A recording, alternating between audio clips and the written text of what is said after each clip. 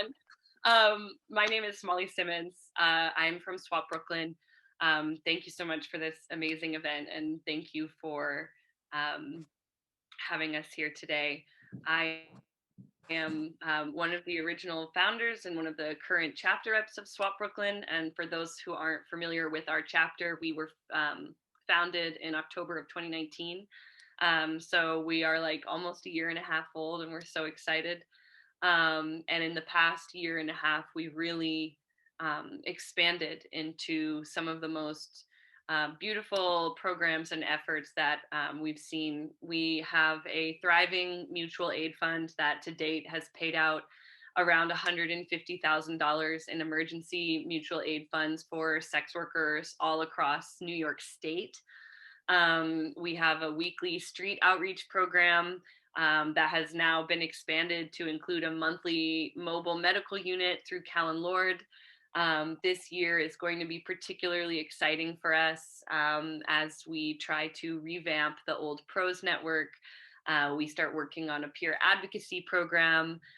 We continue our efforts with community building across New York City.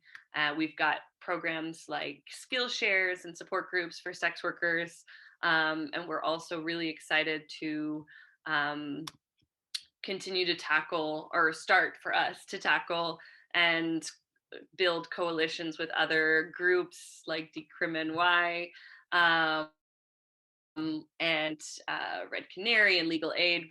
We've spent the last year and a half really like building a beautiful foundation for our community, and we're really so excited to see the upcoming repeal of the Walking While Trans bill, because we know that decrim is right around the corner.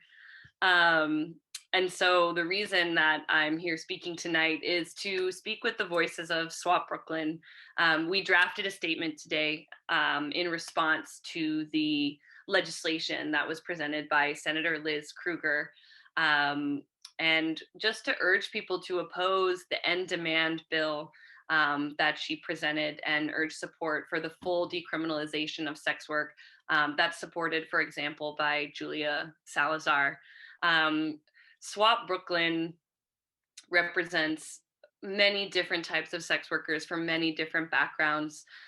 We are migrant workers, trans, disabled, BIPOC workers. We have single parents and even multi-generational sex workers. Some of us are survivors of coercion or sex trafficking, and we are of many faiths, classes, and political identities.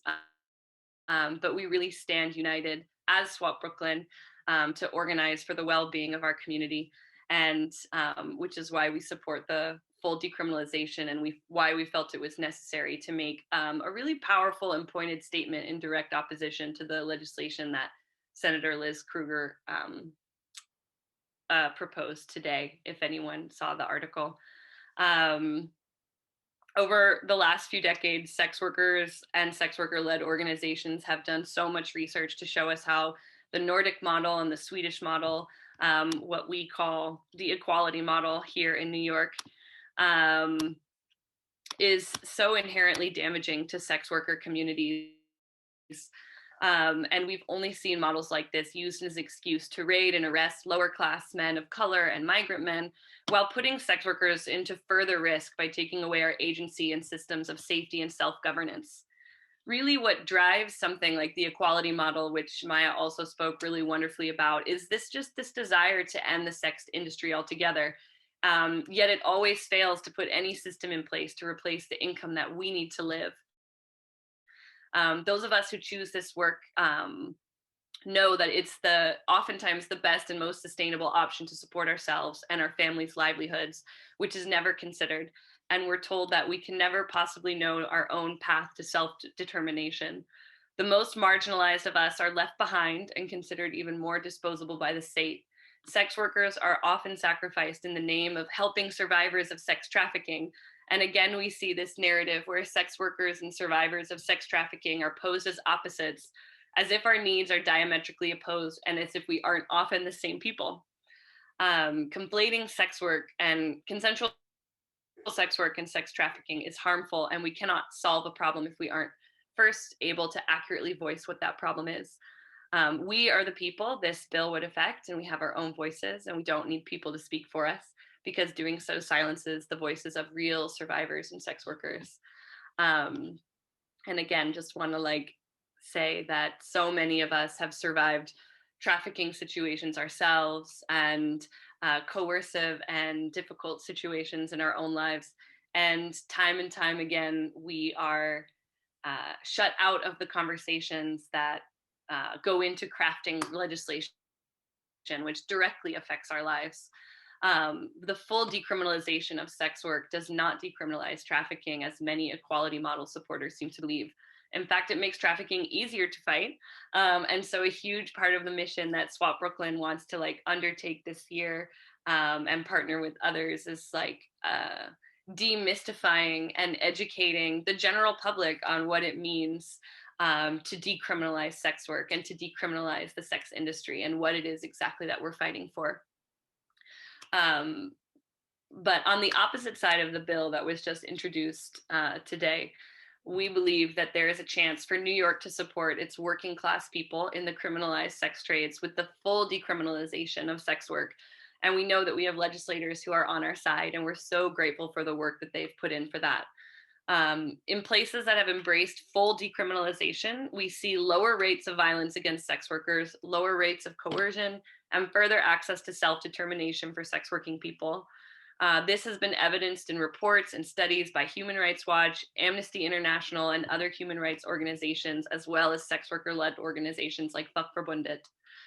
Recently, Seattle adopted this model after years of end demand legislation, which resulted in years of lives lost, violence upheld, wasted resources spent on raids against poor and working class clients of color, and arrests of sex workers themselves under charges of sex trafficking, and access to living income was shattered for so many people.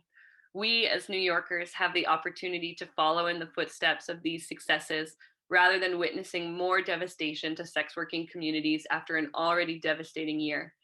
Full decriminalization provides us with safety, community, and agency over our livelihoods, and the ability to continue and bolster our own efforts of community care, mutual aid, and safety networks without fear of being criminalized for that work. So I know I am preaching to the choir here with this group of people, perhaps, but I just want to say again, thank you for having us. We at SWOP-Brooklyn are really dedicated to this work, and we are so excited for another year of partnering with you all, and expanding even more, so that we can continue to serve our community in every possible way. And I think that our statement has been put in the chat by someone. I saw that. And we'll make sure that it goes out there again if anyone wants to read on the legislation that's being proposed by Liz Kruger. Thank you. Thank you, Kate, for putting that back in there. Thank you for having us and me here today. And thank you for all the inspirational words that everybody has been sharing. And I will pass it on to Farah now.